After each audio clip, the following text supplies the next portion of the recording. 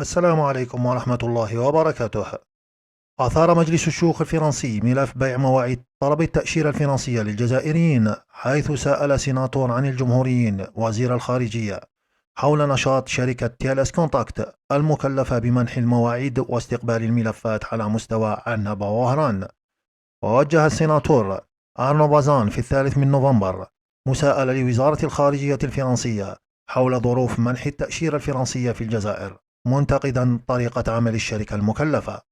وأشار السيناتور إلى المنصة الرقمية على الإنترنت تيلس كونتاكت المخصصة للمواعيد، والتي تتيح عددا محدودا يوميا وبإجراءات معقدة، مستشهدا بتقرير برلماني سابق فتح ملف مواعيد التأشيرات والعوائد المالية المترتبة عنها، بالإضافة إلى تسجيل صعوبات في أخذ المواعيد، وهو ما عرف تزايد مع وجود أطراف تقوم بالظفر بالمواعيد المتاحة على الإنترنت وتقوم بإعادة بيعها لطالبي التأشيرة وبأسعار مرتفعة جدا.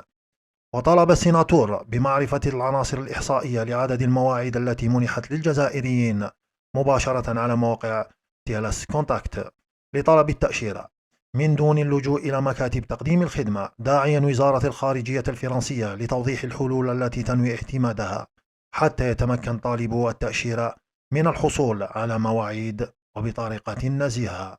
السلام عليكم ورحمة الله. السلام عليكم. لا تنسوا الاعجاب بالفيديو والاشتراك في القناة تشجيعا لنا لنستمر بنشر المزيد إن شاء الله.